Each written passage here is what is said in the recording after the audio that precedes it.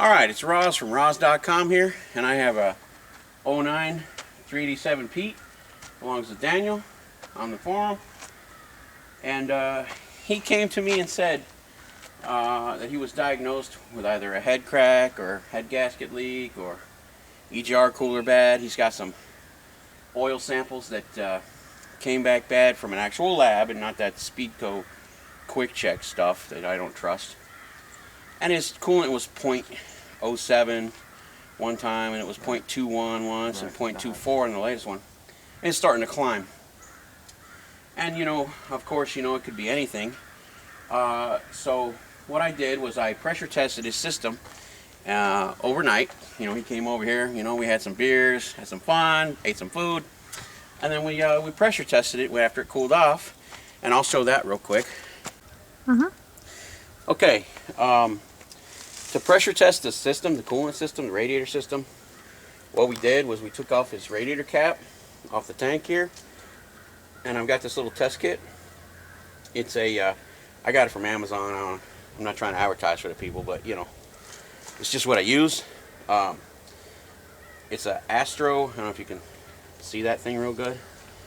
It's a what it is. This one's a hand pump. I know they make them where they're you know, they're pneumatic, where you can put them on an air compressor. I like the hand pump one. It's just me.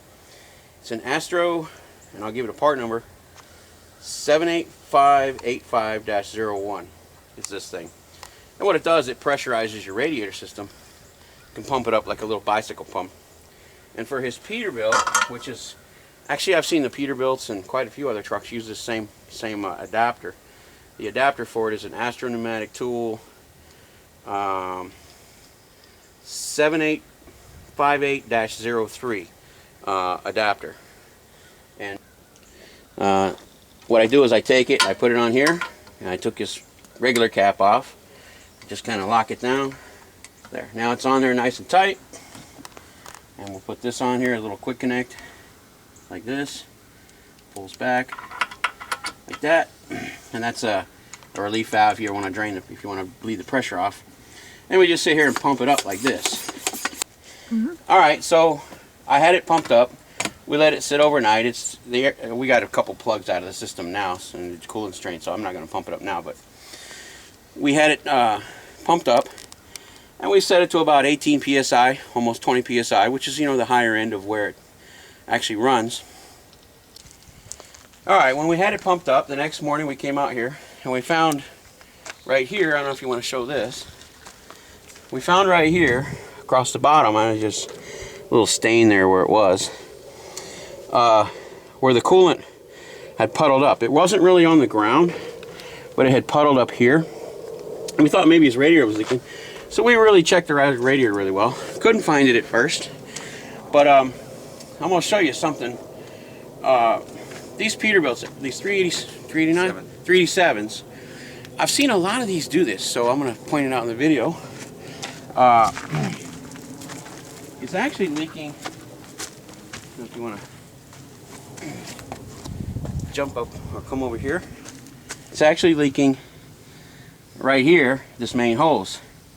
And I think it's pretty, I've seen a lot of them do this.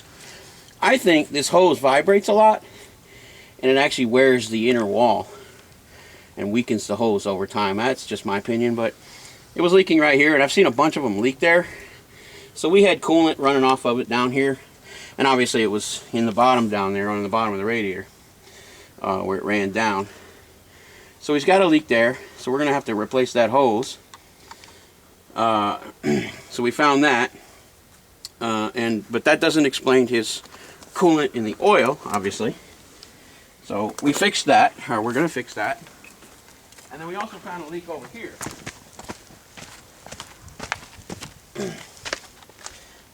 We also found a leak over here. You're going to have to get way low and come up. Yeah.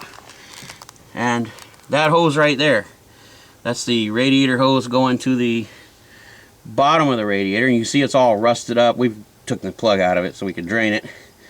That whole hose is rusted, but it was leaking right there pretty good. So we found a couple of minor leaks. These were fair to minor. You know, They weren't pouring out, but they were kind of dripping and it was getting wet. And then we found another leak, and I want to point that out too. And that leak is up under the truck. So, alright, this is Danny now, and the other leak I had was right here on top of the transmission, where the heat exchanger is. I want to pass the camera to Rawze. Yeah. So I can show you a little closer. We're gonna come in like this. It's up under the transmission here, and let me see if I can get it in the camera view. And it is right there. That hose clamp right there. It's like, oh my God, that's impossible to get to. That's the little heat exchanger. Yeah, it was pouring out of that hose fitting right there. Because he recently had transmission work done. That little hose clamp right there. That one right there. And he recently had transmission work done, and they took the transmission, kind of zoom back out there. They took the transmission off, and I guess they had wiggled those hoses, and that one was leaking pretty good. Well, we couldn't really get to it from here very well because it's on top of the transmission. You can't even get your hand up in there hardly. So I know a trick, so I'll show that real quick. All right, so to get to that leak that seemed almost impossible to get to from underneath, what we did is we came in here, and I'm going to show this, grab me the camera here. What we did is we came in here to his truck, and we pulled the little plate for the shifter up with, you know, just a bunch of screws. It comes right up, and then we took that little metal plate off. It's got kind of an adhesive on the bottom, so you got to kind of get on it with a little flathead screwdriver and slowly pry it up so you don't bend it.